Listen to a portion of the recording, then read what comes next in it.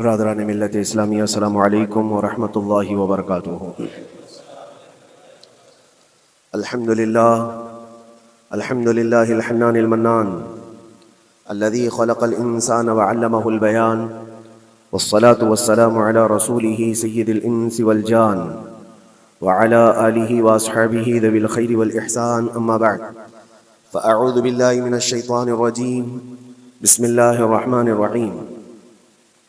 ان اللہ لا یغیر ما بقوم حتی یغیروا ما بانفسہم واذا اراد اللہ بقوم سوءا فلا مرد له، صدق اللہ مولانا العظیم۔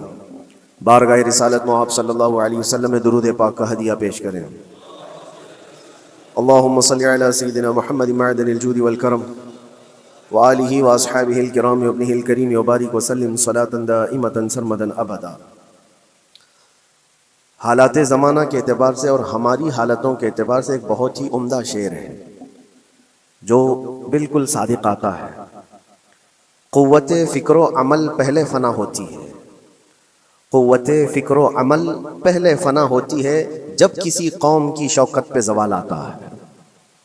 یوں ہی کوئی قوم نہیں مرتی، کسی قوم کے اوپر زوال آتا ہے تو سب سے پہلے اس قوم کے اندر سوچنے سمجھنے کی صلاحیت ختم ہو چکی ہوتی ہے، تب جا کر کے زوال آتا ہے۔ آج اس شعر کو میں پڑھتا ہوں تو محسوس ہوتا ہے کہ ہماری قوم پر یہ شعر صادق آتا ہے۔ قوت فکر اور عمل یہ پہلے رخصت ہو گئی ہے، جس کی وجہ سے یہ زوال آ رہے ہیں۔ لوگ اب حادثوں پر بیٹھ کر کے چرچا کرتے ہیں، حادثہ ہونے سے پہلے جو فکر ہونی چاہیے وہ مفقود ہے۔ گھر جلنے کے بعد پھر میٹنگ کرنے کا مطلب کیا ہے؟ اس سے سیفٹی کے لیے پہلے سے انتظامات ہوں تو اس کو لائق و فائق اور دانش مندی سمجھا جائے گا۔ آج کی وہی حالات ہیں میرے عزیزوں۔ آپ کو پتہ ہے کچھ قومیں ایسی ہیں جو فیوچر پلاننگ کے لیے 100 سال کے بعد کا سوچتی ہیں، جبکہ یہ اسلام کا حصہ تھا۔ نبی کونین صلی اللہ علیہ وسلم نے 1400 سال بعد ہونے والی چیزوں کی پیشین گوئی فرمائی کہ نہیں فرمائی؟ اللہ کے نبی صلی اللہ علیہ وسلم نے 1000 سال بعد پیدا ہونے والی چیزوں کو پہلے سے بتایا تھا کہ نہیں؟ یہ ساری چیزیں نبی آخر الزمان صلی اللہ علیہ وسلم نے جو بتایا، مطلب یہی تھا کہ اس وقت کے لوگوں کو ضرورت تو نہیں تھی ان حالات کی، پھر بھی حضور ان کو بتا رہے تھے، صحابہ کو۔ آج جو چیزیں پیدا ہونے والی ہیں وہ رسول پاک کو پتہ تھا، 1000 سال بعد ہونے والی چیزیں ہیں، لیکن اس وقت کے صحابہ کو یہ باتیں کیوں بتائی جا رہی تھی؟ ان کے حالات تو اس وقت کے نہیں تھے ویسے۔ اس کے باوجود نبی پاک صلی اللہ علیہ وسلم نے ان کو 1000 سال بعد ہونے والی چیزوں کی باتیں اس لیے بتائی کہ یہ دین اسلام فیوچر پلاننگ کے لیے کتنا ایکٹیو ہے یہ سمجھو۔ آگے کے لیے اس لیے بتایا گیا کہ صحابہ اپنی اولاد کو اور وہ اپنی اولاد کو، وہ اپنی اولاد کو یہ بات منتقل کرتے جائیں اور آنے والے حادثوں سے پہلے سے ذہن پریپیئر رہے، تیار رہے۔ دجال کے فتنے کا ذکر کتنی مرتبہ حدیث پاک میں آیا۔ امت کو نبی پاک صلی اللہ علیہ وسلم نے یوں ہی نہیں چھوڑ دیا۔ دجال کا فتنہ آئے گا، یاجوج ماجوج کا فتنہ آئے گا، یہ ساری چیزیں بتائی گئی کہ نہیں؟ ہر مسلمان تقریباً جانتا ہے آخر زمانے میں ایک بہت بڑا فتنہ دجال کی صورت میں ظاہر ہوگا۔ تو یہ باتیں اتنے 100 سالوں سے چل رہی ہیں کہ ذہن تیار ہے اس فتنے کو کہ اگر ایسا فتنہ آیا تو ایمان پر ڈٹے رہنا ہے، جمے رہنا ہے۔ یہ بات ہوتی ہے آگے آنے والے حادثات سے قوم کو باخبر رکھنا۔ آج جو حالات ہیں، جب کبھی کوئی چیز لٹ جائے تو سارے لوگ سڑکوں پر آ جائیں گے یا پھر کسی نشستگاہ پر بیٹھ کر کے رات بھر میٹنگ کر کے چلے جائیں گے۔ یہ حادثے ہونے کے بعد کے جو حالات ہیں یہ وہی چیزیں درشا رہی ہیں کہ قوت فکر و عمل فنا ہو گئی ہے۔ قیادت ہمارے ہاں مفقود ہے، کسی ایک قائد کے تحت کوئی ساری قوم آنا نہیں چاہتی۔ آپ کیا سمجھتے ہیں کہ جو ہمارے ساتھ حالات پیش آ رہے ہیں، کبھی مسجدوں کو لے کر، کبھی خانقاہوں کو لے کر، کبھی بزرگوں کے نام کو لے کر، اب ہمارے وقف کی جائیداد کو لے کر، یہ سارے جو معاملات ہیں یہ اچانک آنے والی چیزیں نہیں ہیں۔ بھانپ لیا گیا ہے تمہاری پوری طبیعت کو، تمہارے مزاج کو، کہ فکر و عمل کی قوت ان کی ختم ہو چکی ہے۔ ان کو 2 چند چیزوں میں ہی راضی کیا جا سکتا ہے۔ دنیا یہ سمجھ رہی ہے، جس کی وجہ سے کھلواڑ پر کھلواڑ ہوتے چلے جا رہے ہیں، اور ان کو یہ بھی پتہ ہے کہ یہ کچھ نہ کر سکیں گے۔ میرے عزیزو، آپ نا امید اور مایوس نہ ہو کہ ہم سے کچھ نہیں ہوگا. اللہ کریم چاہے تو ایک بندے سے بھی پوری دھرتی پر زلزلہ لا سکتا ہے. اللہ کریم کی ذات پر یقین اور توکل رکھو. سرکار غریب نواز ہندوستان آئے تھے تو بہت بڑی فوج لے کر نہیں آئے تھے, اللہ کی ذات پر بھروسہ کر کے آئے تھے, اور 90 لاکھ لوگوں کے دلوں میں چراغ اسلام جلا دیا تھا. وہ یقین اور توکل کے ساتھ آئے تھے. آج لوگوں کے دلوں کے اندر جو مایوسی اور نا امیدی ڈالی جا رہی ہے کہ کچھ ہوگا نہیں, ابھی کچھ کرنے سے کچھ نہیں ہوگا, یہ نا امیدی اور مایوسی تمہاری طبیعت میں کیوں آئی؟ کیا تمہارا رب تبارک و تعالیٰ کی ذات پر یقین کمزور ہو گیا؟ اگر یہ اس طرح کی بیماری آئی ہے تو پھر بدر پڑھ لینا. جب رسول پاک صلی اللہ علیہ وسلم کے ساتھ وہ صحابہ جا رہے تھے, ان کو اچھی طرح پتا تھا کہ سامنے آنے والی فوج کتنی طاقت لے کر آ رہی ہے. 1000 لوگ آ رہے ہیں, ہاتھی گھوڑے ان کے پاس, ہتھیار اور اسباب ان کے پاس ہے, کھانے پینے کی مزے کی ساری چیزیں لے کر کے آ رہے تھے مکہ والے, اور ادھر صحابہ ننگے پیر ہیں. 313 کے پاس 4 گھوڑے ہیں, پیدل چلے آ رہے ہیں, چھاؤں لینے کے لیے کوئی جگہ تک نہیں ہے ان کے پاس. ایک کھجور کسی کے پاس ہو تو 10 لوگ اس پر اکتفا کر لیں. فاقے پر فاقہ کرنے والے وہ صحابہ, لیکن انہوں نے یہ نہیں کہا کہ اللہ کے نبی صلی اللہ تعالی علیہ وسلم سے کہ ہمارے پاس اسباب کی کمی ہے, ہتھیار کی کمی ہے, کچھ نہیں ہمارے پاس, سواری نہیں ہے. بغیر سواری کے 180 کلومیٹر مدینے سے چل کر کے وہ بدر پہنچے تھے, بدر تک پہنچے تھے. اور اس وقت اپنی ساری محنتیں, اپنی ساری قوتیں انہوں نے زمین پر لا کر رکھ دی. پھر بدر کے میدان میں جب پہنچے تب اللہ کریم کی بارگاہ میں دعا کیا تھا میرے مصطفیٰ نے, اے اللہ اگر اس نہتی قوم کو تو نے فتح نہیں دی تو پھر قیامت تک اس روئے زمین پر سجدہ کرنے والا کوئی نہیں ہوگا. یہ محبوبانہ انداز تھا میرے مصطفیٰ کا. وہ دعا مدینے میں بیٹھ کر کے بھی تو کر سکتے تھے. 180 کلومیٹر دور اتنی مصیبت میں دھوپ میں چل کر کے جانے کی کیا بات تھی؟ ننگے پیر صحابہ گئے ہیں, فاقے پر فاقہ کیے ہوئے. وہ مدینے میں بیٹھ کر دعا کرتے تو کیا رحمت للعالمین کی دعا قبول نہیں ہوتی؟ لیکن مصطفیٰ کریم صلی اللہ علیہ وسلم نے یہ مزاج دیا ہے, پہلے فکر و عمل میدان میں لاؤ پھر دعا کرو, اللہ کی مدد آتی ہے. یہاں ہم بیٹھ کر کے یہیں سے دعا کرتے ہیں, کچھ کرنا نہیں ہے, بدلنا نہیں ہے, اور فکر و عمل کو لانا نہیں ہے, تو پھر صرف یہاں بیٹھ کر کے دعا کرنا. یہ تو میرے عزیزوں عورتوں کو ذمہ داری دی گئی ہے کہ تم میدان عمل میں آ نہیں سکتی, تم اپنے گھروں سے دعا کرو اپنے بھائیوں کے لیے. لیکن یہ کام تو اب سارے مردوں نے بھی لے لیا ہے. بہرحال قوت فکر و عمل پہلے فنا ہو جاتی ہے جب کسی قوم کی شوکت پہ زوال آتا ہے. آج یہ جو سارے معاملات ہم دیکھ رہے ہیں, اس کی ایک خاص وجہ میں آپ کو بتانا چاہتا ہوں. آج سے تقریباً 8-9 سال پہلے میرا ایک بیان بھی ریکارڈ موجود ہے, کافی دنوں تک وہ چلتا رہا. میری اپنی بات نہیں تھی. سراج الامہ امام غزالی رحمۃ اللہ تعالی علیہ, انہوں نے لکھا تھا کہ امت پر اگر ایک ایسا وقت آ جائے جب ان کے سامنے ان کے نبی کو گالیاں دی جا رہی ہیں اور امت کچھ نہ کرے, تو پھر وہ انتظار کرے کہ عنقریب وہ وقت بھی ان کے اوپر آنے والا ہے جب ان کی ماؤں, بیٹیوں اور سب عزتوں کو بازار میں نیلام کیا جائے گا اور یہ کچھ نہیں کر سکیں گے. وہ دن آ جائیں گے. بیسک وجہ وہاں سے شروع ہوئی کہ لوگ اپنے عیش و عشرت میں کچھ کمی نہ کر سکے. بارگاہ مصطفیٰ صلی اللہ علیہ وسلم کی گستاخیاں کھلے عام ہوتی رہیں, اور اس پر ہم لوگ جس طرح کے حالات دیکھتے رہے. بہت سارے لوگ تو مجھ کو یہ کہتے تھے, مجھ سے یہ کہتے تھے, کیا ضرورت ہے آپ کو بولنے کی, حالات دیکھ نہیں رہے آپ؟ ظالموں, تم کو اگر کوئی چھوٹی سی ماں کی گالی دے دے تو تم بپھر جاتے ہو اور اس کے اوپر آسمان توڑنے کی بات کرتے ہو, اور ہم اپنے نبی پاک صلی اللہ علیہ وسلم سے کروڑوں ماؤں سے زیادہ محبت کرتے ہیں. اس رسول پاک صلی اللہ تعالی علیہ وسلم پر کوئی بھونکتا رہے اور اس کا جواب نہ دو, تم یہ کہتے ہو مصلحت ہے, حالات ایسے ہیں. تو پھر اپنا یہ لباس بدل لینا چاہیے, اپنا نام بدل لینا چاہیے. پھر اس دائرہ اسلام میں رہ کر کے مطلب کیا ہے؟ اسی لیے اقبال نے 100 سال پہلے ایک مزاج دیا تھا, ایمان ہے کیا چیز, اسلام ہے کیا چیز. تم کیا سمجھتے ہو داڑھی ٹوپی اور جبے کبے کا نام اسلام ہے؟ اسلام کیا ہے؟ اقبال نے کہا تھا کہ بارگاہ مصطفیٰ صلی اللہ تعالی علیہ وسلم کے قدموں تک اپنے آپ کو پہنچا دو, یہی دین ہے, یہی دین ہے. گر بہو نہ رسیدی تمام ابو لہبیس, اور اگر تم وہاں تک نہیں پہنچ سکے تو زندگی ابو لہب کی طرح ہے. دین یہ ہے, آبرو ماں زنام مصطفیٰ است, ہم سب کی عزت و آبرو حضور کے نام سے جڑی ہوئی ہے, ان کے نام سے جڑی ہوئی ہے ہماری عزت و آبرو. اور تم اس نام کی حفاظت نہیں کر سکو گے تو آگے یہ سب چیزیں آنے والی ہیں جو آ رہی ہیں. آج لوگ آج واویلا مچا رہے ہیں. یہ بات یاد رکھنا، شیطان کبھی فجر کی نماز کے لیے اٹھا نہیں سکتا، اور اگر اٹھا رہا ہے تو پھر اس کا کوئی مقصد ہے۔ شیطان اور نماز، آج سکتہ ان کے پاس ہے، طاقت ان کے پاس ہے، حکومت ان کے پاس ہے، ڈپارٹمنٹ ان کے پاس ہے، سب کچھ، جوڈیشری، ہر چیز ان کے پاس ہو، وہ کیا کر رہے ہیں اس سے مجھے مطلب نہیں۔ میں آپ سے یہ پوچھنا چاہتا ہوں، مجھے رہزنوں سے غرض نہیں، تیری رہبری کا سوال ہے۔ تم خیر امت ہو، رسول پاک کی امت میں ہو، تمہاری بھومکا جس کو کہا جاتا ہے، تمہاری یہاں پر زندگی کے معاملات یہ بہت زیادہ اہمیت کے حامل ہیں۔ تم کیسے بن سکتے ہو آج؟ اسی لیے قرآن پاک کی آیت میں نے شروع میں تلاوت کی۔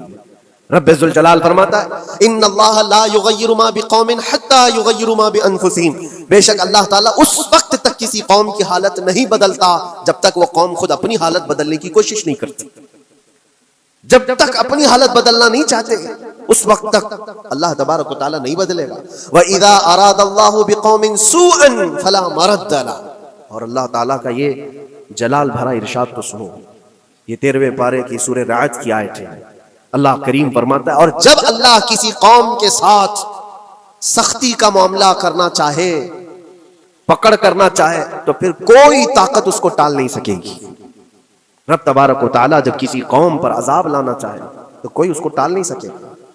تو بدلو، اسی لیے اکثر یہ کہا جاتا، میں تو اپنی تقریروں میں جو چند مجھے چیزیں یاد رہتی ہیں وہ عرض کیے دیتا ہوں، باقی مجھے شعر و شاعری زیادہ یاد نہیں رہتی، لیکن جو دل پہ لگتی ہیں باتیں وہ ذہن میں محفوظ ہو جاتی ہیں۔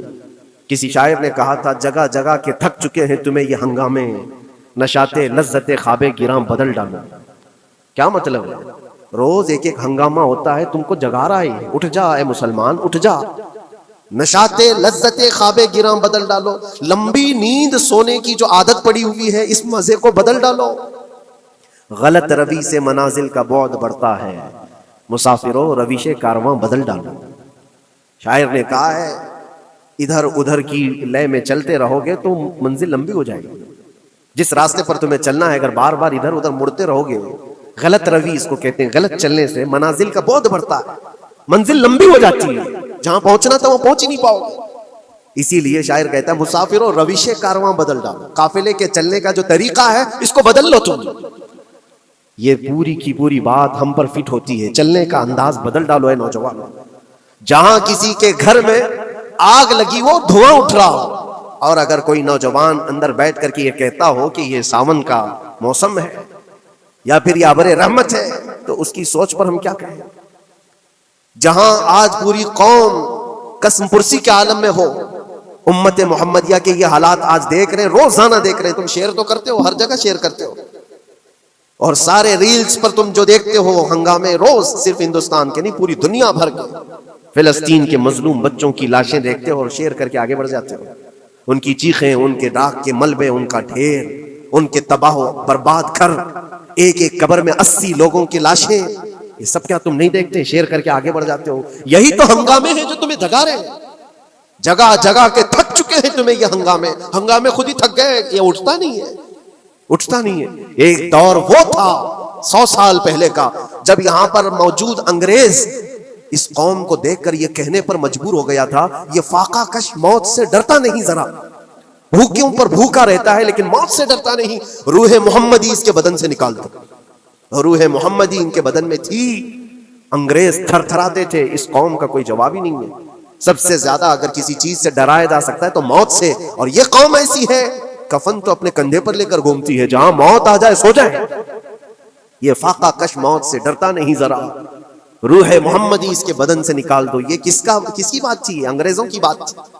اور آج حالات بدل گئے ہیں، سارا کا سارا زمانہ تم پر آج بھوکے بھیڑیا کی طرح جھپٹ پڑا ہوا ہے۔ اور ان حالات میں آپ سے سوال کرتا ہوں، ایک طرف تیز آندھیاں چل رہی ہیں، ایک طرف گھر کے اندر آگ لگی ہوئی، ایک طرف بھوک اور پیاس کی شدت ستا رہی ہو، ایک طرف تمہارے بھائی بہنوں کی بیماریاں ستا رہی ہوں۔ جب اتنے سارے معاملات ہو تو اے نوجوانوں بتاؤ تم کیا کرو گے اس وقت؟ رات بھر بیٹھ کر گیم کھیلو گے؟ کیا یہ گیم کھیلنے کا وقت ہے؟ اس نوجوان پر کیا یہ افسوس نہیں ہوتا کہ اس کے پوری امت کے حالات ایسے ہیں کہ بچوں کی چیخیں نکل رہی ہیں اور اس کو پب جی سے فرصت نہیں ہے، ریل بنانے سے فرصت نہیں ہے، یہ مجرے کرتا ہوا گھوم رہا ہے، مسجدیں ویران کیوں ہیں، خالی کیوں ہیں؟ تم نے مسجدوں کو ویران رکھا تو مسجدیں تباہ ہونے شروع ہو گئیں، دوسروں کی نظر ہونے لگ گئیں اور اس پر لوگوں کی غلط نظریں پڑنے لگ گئیں۔ آ جاؤ اے مسلمانوں، میرے مصطفیٰ کریم صلی اللہ تعالیٰ علیہ وسلم کی ہدایات پر ایک بات چیلنج کے ساتھ کہتا ہوں، تمہارا نام اگر نبی پاک صلی اللہ علیہ وسلم کے نام سے جڑا ہے تو یہ چیلنج کے ساتھ میں کہتا ہوں، اس رہتی دنیا میں تمہیں پوری طاقتیں مل کر وہ عزت نہیں دے سکتی جو میرے مصطفیٰ کے قدموں کی وابستگی دے گی۔ کوئی تمہیں عزت نہیں دے سکتا، تمہیں وہیں آنا پڑے گا، اسی پوائنٹ پر آنا پڑے گا جہاں پہنچ کر کے خالد بن ولید نے عزت پائی تھی۔ اسی نقطے پر آ کر جمع ہو جاؤ جہاں عمر پہنچے تھے تو فاروق اعظم بن گئے تھے، اسی نقطے پر آ جاؤ جہاں علی پہنچے تھے تو حیدر کرار بنے تھے۔ ہر ایک کو عزت اسی بارگاہ سے ملی ہے، اور جو کچھ بھی معاملات ہو رہے ہیں اس کی ایک وجہ یہی ہے، ناموس رسالت پر تم نے ہلکے پن کا اظہار کیا تو پھر ہمارے سارے مسئلے داؤ پہ لگ جائیں گے، سارے مسئلے۔ یہ تو وقف ہے، ابھی دیکھو آگے کل تمہاری اذانیں نشانے پر ہیں، تمہاری جماعت کی نمازیں نشانے پر ہیں، تمہاری مسجدیں بھی نشانے پر ہیں کہ تم اپنے گھروں پر بھی جمعہ پڑھ سکتے ہو، چھتوں پر بھی نمازیں پڑھ سکتے ہو۔ یہ سب معاملات آئیں گے، برقع، حجاب، ٹوپی، داڑھی ویسے ہی چل چکے ہیں مسئلے، ہر چیز نشانے پر ہے۔ ارے تمہارے کھانے بھی نشانے پر ہیں، تم کیا کھاؤ گے کیا بچاؤ گے یہ بھی نشانے پر ہے۔ یہ سارے مسائل صرف اسی بنیاد پر ہے، قوت فکر و عمل پہلے فنا ہوتی ہے جب کسی قوم کی شوکت پہ زوال آتا ہے۔ اور یہ ایک بات یہ بھی میں بتا دوں، اقبال نے سچ کہا تھا، ان کے جو ہم غلام تھے خلق کے پیشوا رہے، ان سے پھرے جہاں پھرا پھر آئی کمی وقار۔ جو کچھ بھی ہوا ہے ہماری عزت و وقار میں کمی کا مسئلہ ان سے پھر جانے کی وجہ سے، نبی پاک سے تم دور ہوئے، یہ عزتوں اور وقاروں میں کمی ہے۔ عجیب سی بات نہیں ہے، یہ دوغلا پن نہیں ہے۔ میں ان نوجوانوں سے پوچھتا ہوں، نبی پاک صلی اللہ علیہ وسلم سے سچی محبت کا اظہار کرتے ہو، حضور سے اپنی جان سے زیادہ محبت کی بات کرتے ہو، لیکن جب ان کے اخلاق کی بات کی جائے تو تمہیں اخلاق ان کے پسند نہیں ہے، حضور پاک کا چہرہ نہیں پسند ہے، حضور پاک کے لباس تمہیں نہیں پسند ہے، تو پھر کون سی محبت کی بات کرتے ہو؟ اللہ کے رسول صلی اللہ تعالیٰ علیہ وسلم سے تم بے انتہا محبت کی بات کرتے ہو، پھر وہ محبت کا تقاضا یہ ہے کہ تمہاری ظاہری زندگی میں بھی تو نظر آئے کچھ۔ محبت کا تقاضا یہ ہے، تم شرما جاتے ہو، دنیا کیا کہے گی مجھے، دنیا کیا کہے گی، دقیانوسی کہے گی، فنڈامنٹل کہے گی، پرانے زمانے کا کہے گی، میں چہرے پر داڑھی رکھ لوں تو لوگ مجھے پتہ نہیں کیا کیا کوسیں گے۔ تم نے دنیا کے لیے اپنے آپ کو بدل لیا، یہ نہیں سوچا کہ یہ وہی دنیا ہے جو 4 دن کے بعد میری دوستی کو لات مارے گی، اور 4 دن کے بعد مجھے قبر میں رکھ کر کے منو مٹی پر دبا دے گی، اور مجھے جانا تو ہے پھر قبر میں منہ دکھانا ہے تو اسی مصطفیٰ کو دکھانا۔ جہاں یہ نہیں پہنچ سکتے وہاں رسول پاک ہوں گے، محشر کے میدان میں جہاں کوئی سہارا نہیں ہوگا اس وقت رسول پاک تمہارا ہاتھ پکڑ رہے ہوں گے، اور تم نے ان کا خیال نہیں کیا۔ آ جاؤ اسی نقطے پر، اسی پوائنٹ پر جہاں ہماری کامیابی مضمر ہے۔ میں صرف اور صرف اپنے بیانوں میں یہی چیز عرض کرنا چاہتا ہوں، صرف اتنا چاہتا ہوں اے نوجوانوں، جس کے نام سے تم آباد ہو اس نام کے ساتھ صحیح معنوں میں جڑ جاؤ، کیونکہ قرآن کا وعدہ ہے وَلَا تَهِنُوا وَلَا تَحْزَنُوا وَأَنْتُمُ الْأَعْلَوْنَ إِن كُنتُم مُؤْمِنِينَ۔ گھبراؤ مت، پریشان مت ہو، تم سب سے زیادہ بلند رہو گے۔ اگر اللہ نے فرمایا ہے تو یہ 100% حق ہے، اللہ نے فرمایا ہے تم سب سے زیادہ بلند رہو گے، لیکن آگے رب فرماتا ہے ان کنتم مؤمنین، اگر تم سچے ایمان والے ہو جاؤ۔ اور ایمان کس کو کہتے ہیں؟ لا یؤمن احدکم حتی اکون احب الیہ من والدہ وولدہ والناس اجمعین۔ میرے آقا فرماتے ہیں ایمان اس وقت تک کمپلیٹ نہیں ہوگا جب تک تم اپنے ماں باپ اولاد اور ساری دنیا سے زیادہ مجھ سے محبت نہ کرو۔ یہ ہے، اور اخیر میں یہی کہوں گا، ہر مسئلے کا حل، سارے تمام ایشوز کا خلاصہ، علاج ایک ہی چیز میں ہے کہ محمد سے وفا تمہیں ہے تو ہم تیرے ہیں۔ یہ جہاں چیز ہے کیا، لوح و قلم تیرے ہیں۔ لوگ انتظار میں ہیں، بہت سارے لوگ یہ پوچھتے بھی ہیں ہمیں کیا کرنا چاہیے، ہمیں کیا کرنا چاہیے۔ ظلم پہ ظلم ہوتا جا رہا ہے، ظالم اپنے انجام پر ضرور پہنچیں گے، کیونکہ قرآن میں اللہ کا وعدہ ہے وَسَيَعْلَمُ الَّذِينَ ظَلَمُوا أَيَّ مُنْقَلَبٍ يَنْقَلِبُونَ۔ ان قریب ظالم یہ دیکھ لے گا کہ اللہ اس کو کس پلٹی پر پلٹائے گا، کس کھائی میں گرائے گا، اسے اندازہ بھی نہیں ہوگا، اس کے بنے ہوئے جالوں میں وہ خود پھنسے گا۔ ظالموں کی ایک لمبی تاریخ ہے اور ان کو بھی پڑھنا چاہیے جو آج ظلم کر رہے ہیں، لیکن تمہارا کردار کیا ہو اس سلسلے میں جو ہمارے بچے یا نوجوان سوال کرتے ہیں کیا کرنا چاہیے۔ پہلے سب سے پہلی چیز میں یہ کہتا ہوں، جتنا کھو چکے ہیں، جتنے جا چکے ہیں، اور جو اب برباد ہوا ہے، اس چیز پر منتھن کرنا، اس چیز پر بیٹھ کر میٹنگ کرنا، اس سے پہلے میں چاہتا ہوں کہ آگے ہونے والے نقصانات سے پہلے اپنے آپ کو بدل لو۔ آگے جو بڑے حادثات آنے والے ہیں، آگے جو بڑی آندھیاں آنے والی ہیں، اس سے پہلے اپنے دروازے ٹھیک کر لو، اپنی زندگیاں سدھار لو. جو ہو گیا ابھی یہ نقصان تو بہت بڑا نقصان ہے امت کا. جو کچھ بھی ہوا ہے، مسجدیں، معبدیں، خانقاہیں، مزارات، اولیاء کی ذات، بزرگوں کے نام، قرآن، اسلام، دین، یہ ساری چیزوں پر جو حملے ہوئے، لیکن آگے چل کر کے تمہارے وجود پر سوال ہوگا، تمہاری نسلوں پر سوال ہوگا، تمہارے علم دین پر سوال، تمہاری محراب پر، تمہارے ممبر پر. کل کو دیکھنا یہ آزادی بھی ختم کر لی جائے گی، ممبر سے کوئی کھلے عام بول بھی نہیں سکے گا. یہ آج جو ہم بیان کر رہے ہیں، آگے چل کر کے دیکھنا یہ آوازیں بھی بند کر دی جائیں گی. یہ کھلے عام کوئی مولوی بول نہ سکے، جو ہم چاہیں وہی بولے. میرے عزیزوں، اس وقت کے ان حادثوں سے بچنے کے لیے میں کہتا ہوں ابھی اپنے آپ کو بدل لو. مسافروں روش کارواں بدل ڈالو، اٹھو وگرنہ حشر نہ ہوگا پھر کبھی. دوڑو کہ زمانہ چال اپنی چل گیا. اللہ کریم ہم سب کی قوت فکر و عمل پھر سے عطا فرمائے. رب تبارک و تعالی ہمیں اتحاد و اتفاق نصیب فرمائے. رب تبارک و تعالی دامن مصطفیٰ میں سارے مسلمانوں کو جمع ہونے کی توفیق عطا فرمائے. گنبد خضرا کی چھاؤں میں مولا ہمیں عزت و وقار عطا فرمائے.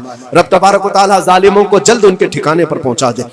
اے کریم خدا ارحم الراحمین، مولا ہمارے شاعر اسلام کے ساتھ جو کچھ بھی ہو رہا ہے، غیب سے تو مولا مدد کے اسباب پیدا فرما دے. ہمارے درمیان مولا قیادت اور سچی قیادت عطا فرما. اے کریم خدا ارحم الراحمین، خصوصاً تیرے دربار میں التجا ہے مولا، فلسطین کے نہتے مظلوموں کی غیب سے مدد فرما. جبرائیل امین کی تائید انہیں عطا فرما. رحمت کے فرشتوں سے ان کی مدد فرما. مولا پورا شہر راکھ کے ڈھیر پر ہے. اے کریم خدا خوشیاں دیکھے انہیں زمانہ بیت گیا، مولا ان کے گھروں میں خوشیاں عطا فرما. اے اللہ ان بلکتی ہوئی ماؤں کو، ان کی جو گودیں اجاڑ دی گئی ہیں، ان کے گھر جو برباد کیے گئے ہیں، ان کے شہیدوں کو قبول فرما. ان کے زخموں کو مولا تو شفا عطا فرما.